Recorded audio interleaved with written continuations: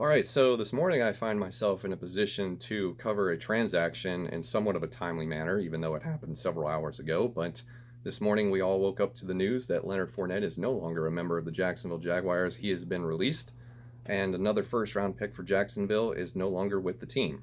A lot of this came as a shock to a lot of people. A lot of people thought he was going to be traded, maybe before or after the start of the season, either way. But at the same time, it looks like the organization attempted to move him, and I think that this has been, not a well-kept secret, but like the worst-kept secret in sports for the past couple of months. And it seemed like no team was interested in surrendering draft capital in exchange for Leonard Fournette services. So he's now a free agent. He will probably sign with another team here in the next couple of days, and it was actually kind of surprising to hear that they reached out to several teams and they were trying to get the bare minimum for him, like a sixth or seventh round pick, and nobody wanted to do it. So I don't think that is.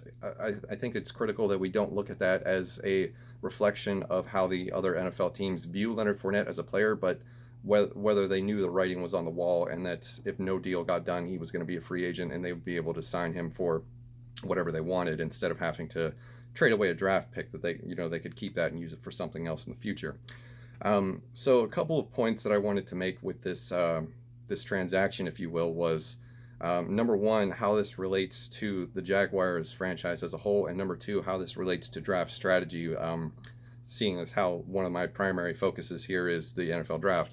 So first off, with the Jaguars organization, it's kind of mind-blowing to see this number of first-round picks either be out of the NFL or just not be retained by the same team. And I don't know if this is a culture thing or if this is just an organizational thing.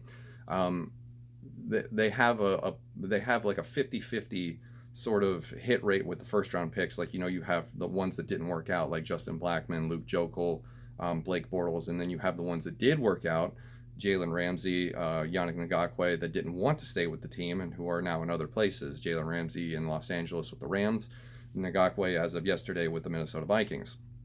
They're pretty decent at identifying first round talent, but they just can't retain them. And I think that speaks to how fast life in the NFL moves, at a warp speed, because just 3 years ago, this was the number one defense in the league. They were two quarters of football away from a Super Bowl appearance, but they just couldn't close out the deal because Blake Bortles was insufficient to be doing what they needed to do, and he couldn't win them the game when the moment called for it. So it's kind of funny because you think about that. You're like, wow, none of their first round picks since 2012, except for Taven Bryan and Josh Allen, are still with the team. C.J. Henderson, the draft picks that they had this year as well. But at the same time, you're thinking, wow, how is that GM still employed? And the funny thing is, he's been there since 2013. So I don't know exactly what they're doing. Obviously, it's clear this is a hard reset. This is, a transition year where they're going to try to build. A lot of people seem to already believe that this is a tank season for them. And a lot of that came around when they decided, we're going to go with Gardner Minshew this year. We're not going to go to free agency to get a veteran quarterback. Minshew mania is the way of the future, at least for the season. And then on top of that, with Leonard Fournette's release today, you have some fans chirping that, well, they're not putting him in a position to win. Of course, you have DJ Chark, you have Laviska Shenault Jr., who was one of their draft picks this year, as in terms of weaponry, but his surrounding cast as a whole doesn't seem to be that great right now. And to that point, I would argue, this is a situation where you find out what your quarterback is made of. If Gardner Minshew is able to elevate the talent around him and this team can win games, maybe they stick with him for another year, but if this team ends up picking in the top 5 next year, which a lot of people think they will be, that means you gave Gardner Minshew a chance and he wasn't able to deliver. So this team is likely headed for a top 5 pick. I think Vegas odds has them listed as right now the favorite to be the number 1 overall to get Trevor Lawrence. So that's where we're headed as an organization. Second point I wanted to make in terms of draft strategy.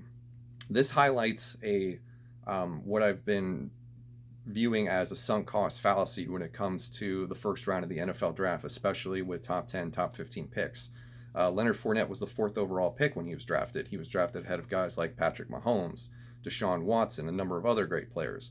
Yes, the draft is the biggest crapshoot in the history of everything, but at the same time, we're seeing teams still following the sunk cost fallacy of, oh, I drafted a quarterback last year or 2 years ago, I can't do that anymore because I've handcuffed myself to this guy. And given the fact that we are now in a situation after the Sam Bradford of rookie contract era, we're in this era of rookies earning their next contract extension. Why not just do that? I know fans are going to be critical. We look back to the years like the Detroit Lions when they went wide receiver, wide receiver, wide receiver, back to back to back drafts, and everybody was like, "Why do you keep doing that?" And maybe not for wide receiver, but for critical positions like tackle, pass rusher, shutdown corner, quarterback especially. Like, a lot of people want to make fun of the Chicago Bears right now for the Mitchell Trubisky trade when they took him 3rd overall.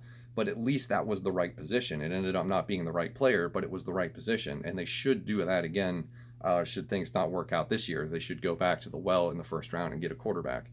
The most recent example I can come up with is the Arizona Cardinals. They took Josh Rosen, number 10 overall, and then the next year they got rid of him and took Kyler Murray with the 1st overall pick.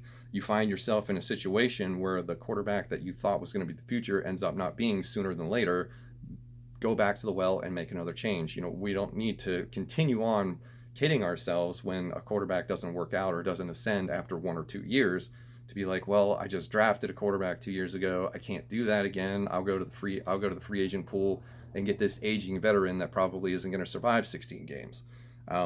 So that is sort of how I feel about that, and especially in a sense when they passed up on guys like Deshaun Watson and Patrick Mahomes. Patrick Mahomes may have been an unknown commodity at the time, but I think we all knew Deshaun Watson was a great player, and because he was in the forefront at Clemson.